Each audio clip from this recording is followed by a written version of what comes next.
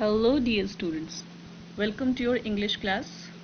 Today we are going to read and enjoy third poem of our textbook, that is The Voice of Rain. A beautiful poem by the poet Walt Whitman. This poem is written in free verse. What is free verse? We'll discuss later on. Okay students, so let's get started. Let's enjoy what the poet wants to tell through this poem.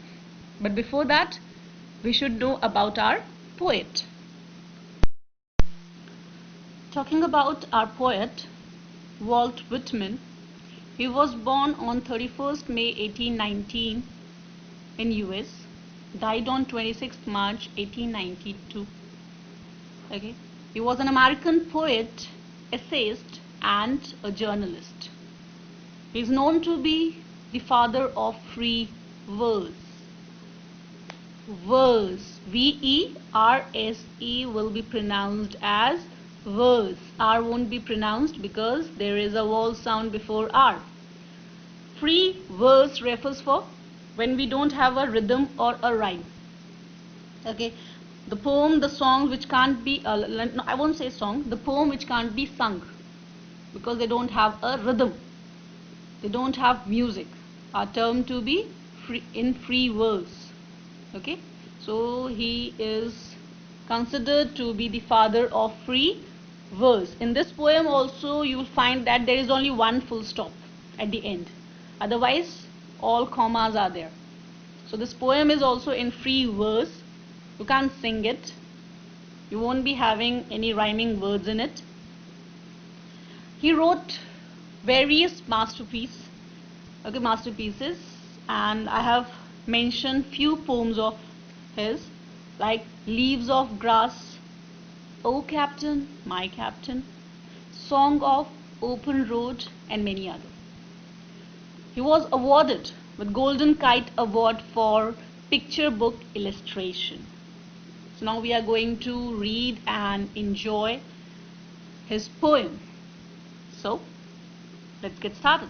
But before that, we will be discussing the central idea, the central theme of the poem. So this poem, The Voice of Rain, our poet Walt Whitman signifies the eternal role that the rain plays. Eternal, everlasting, a continuous. In nurturing, quenching. Quenching refers for satisfying and purifying the various elements of earth. Okay, it is because of rain only the earth is having water, and water is the element which nurture, okay, which helps anything to grow, to bloom, and it's because of the rain only. So rain plays a very important role. The rain returns the favor to its place of origin, from where it rises unseen from the depth of the water and from the land. Here I want to tell that this process which we are discussing here will be discussed later on in the poem also, but it's the process of water cycle, isn't it students? Okay, from the water bodies, from the lands, okay, the water gets evaporated, it converts into vapor form, it gets evaporated, then the water droplets condense, and when they find a suitable condition, they precipitate, okay, they fall down and they get mixed, they get merged in its source again, and from the source again the evaporation process, then the condensation, and then precipitation process. Okay, it's a cycle, it goes on and on. So here in this, like in the theme also, I would just want to tell that the rain returns the favor. Okay, favor, what favor? That it was being originated, okay, उसको पैदा किया गया, उसको grow किया गया. So the rain returns the favor to its place of origin from where it rises unseen from the depth of the water and from the land. The rain itself is explaining to the reader about its origin, its work, and the cyclic movement. A comparison, at last you will read a comparison, that there is a comparison being done between rain and music, as both of them make the world more lively and return to their place of origin after fulfilling their purpose. Now, like the origination, the original origin point of rain, you know, but you may ask that, ma'am, what is the origin point, which is the origin point of music? It's from the heart, isn't it, students? So it originates from the heart and it gets back, it merges in the heart at last. Okay, the memories always remains in our heart. Here in starting only you will read, okay, like the starting is quite interesting because the rain is personified here. It is treated as a person.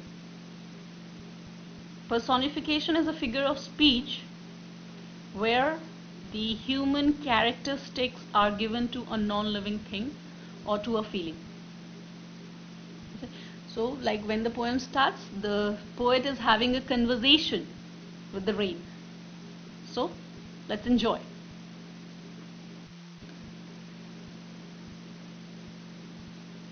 So here's your first stanza, even though the poem is not divided into stanza, but to make it more easy, I did it for you. So the first stanza says, "And who art thou?" said I to the soft falling shower, which, strange to tell, gave me an answer as here translated. So as you can see, students, I have underlined thou. Thou is an archaic word. These words were used in old time literature. Okay, it's an archaic word. Thou refers for you. Okay, what does art refers for then? It refers for are. The poet is inquiring, who are you? Said I. Said I refers for I is here poet. So the poet asked, who are you? And whom he is asking? The soft falling shower, the raindrops. Okay, which, strange to tell, gave me an answer. The poet. So what the poet is saying? The poet is saying that it's very strange, because it's very strange to tell the readers that I talked to the rain. What answer was given by the rain? So whatsoever the rain answered, I am translating it for you. The poet is saying this. I'm the poem of the earth. So the rain said that it is the poem of earth, said the voice of the rain. So rain explained that it is the poem of the earth. As I told you that the poem begins with a conversation between the poet and rain. The poet asks for the identity of the soft falling rain shower. And he was quite surprised when the rain replies to his question, which the poet translates for all of us. The rain, in its own voice, tells the poet that she is the poem of this earth. The rain is trying to say that as music or poetry gives pleasure to human beings, rain gives happiness to Mother Earth. Indirectly it's saying that it's the poem of the earth. When we read something good, when we read poem, when we listen poem, we get enriched, we get refreshed. In similar manner, when rain falls, okay, as summer season is going on, and when you have a rainfall, the climate, the atmosphere gets cooler. So rain is saying that it is the poem of the earth because it provides happiness to Mother Earth. Hopefully the stanza is clear to you. In first stanza, the poet describes his talking to the rain and how rain explains itself to the poet that it is the poem of the earth. Now moving further, before proceeding to stanza 2, I want to show you a picture. This I have explained you in the starting when we were discussing the central idea. This is what? Water cycle. Okay. Like when you were in 6th and 7th standard, you loved to draw it. Okay. You had a question of 3 or 4 marks in your examination in science. But why we are discussing it in the poem? There is a reason, because we are reading about rain. So how do we get rain? What is the process? Because in the next stanza, the rain is going to describe all this. So as you can see that the water bodies are there, okay, land, mountains and all. So evaporation process takes place, okay, and the water gets evaporated, it converts into vapor form, it goes up in the sky, then there it condenses, condensation process takes place, and later on, okay, when condensation process is over, okay, and it gets a suitable situation, condition, okay, it falls down through the process of precipitation, and again it merges into its source, the rivers, seas, oceans, lakes, ponds, land and all, and again the cycle goes on and on. Because while answering in the examination, you may take hint or you may explain this process while you have a question like this.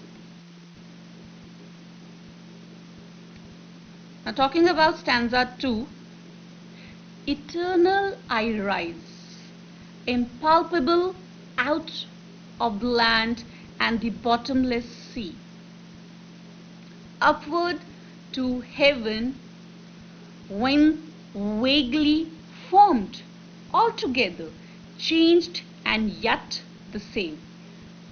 What do you feel, student? What the rain wants to convey here? Okay.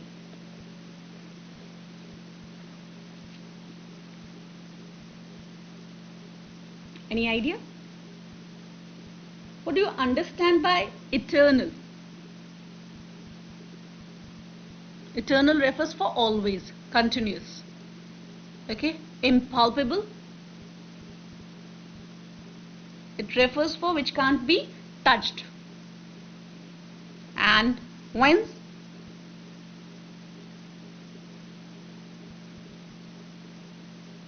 It refers for the source. Okay. Vaguely, it refers for not clear.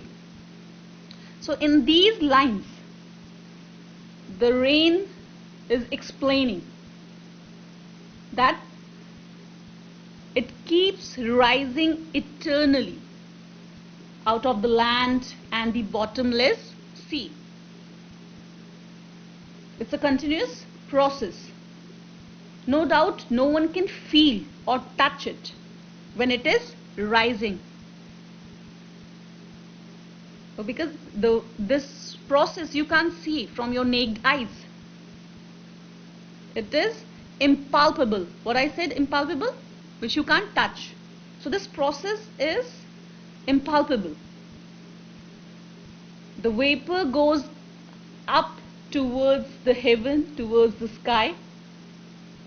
There it takes a vague form, okay, the cloud form, because you would have seen the clouds in different forms, okay, in the scattered forms also, in dense ones also, different shapes also. So it takes a vague form, which is quite different from the form in which it rises. It rose in vapor form, and when all the vapor, okay, they get close, condensed, the form is somewhere different.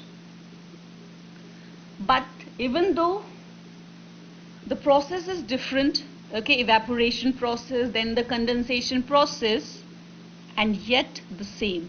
The essence remains the same. The nature or the composition remains the same. It changes only its form, not in its essence. Okay, like take an example, it will be more clear to you. We are one, okay, you are one individual. You can change different clothes, okay, you can wear the modern dresses, the western dresses, Indian dresses, South Indian dresses, but ultimately your the outer appearance is changing, but inner the essence is same, that you are so and so. So the rain is explaining that no doubt I change various forms in the process of evaporation, in the process of condensation, but the essence in all this remains the same. So now we'll go with the explanation. The poet says that the rain is eternal. Okay, it's an eternal process, it's a continuous process, but it takes different forms at different times. It rises from the land and the deep sea in the form of water vapor and goes up to the sky. There it takes an indistinct shape, a different shape in the form of cloud. Although it changes in its form or shape, its core matter remains the same, the water. Okay, its essence is water. It remains the same. Since vapor and clouds contain water, they can get transformed into the other.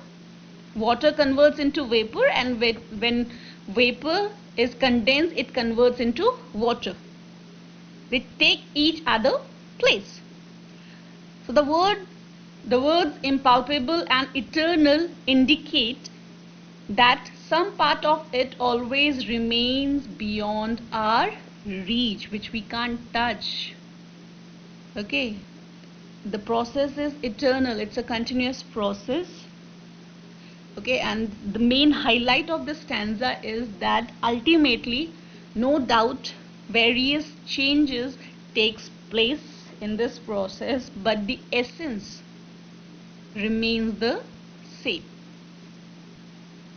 Okay, let's proceed further. Stanza 3. I descend.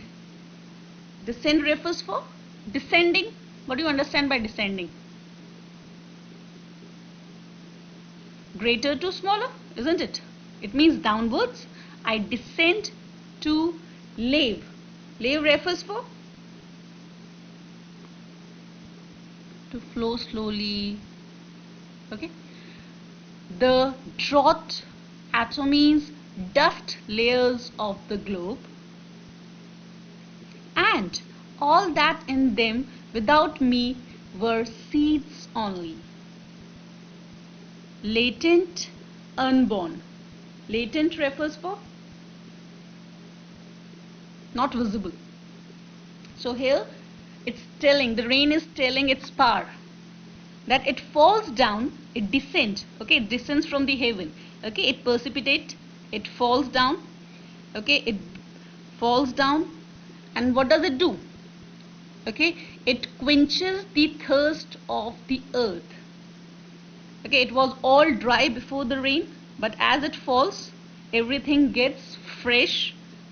Okay, the thirst of the earth gets quenched, and it seems that everything, the dust layer on the globe has washed up. Okay, it's like you have seen after summer season when the monsoon arrives. Okay, the trees, the rainfall, after the rainfall, the tree seems to be like they have taken bath. The road seems to be very clean.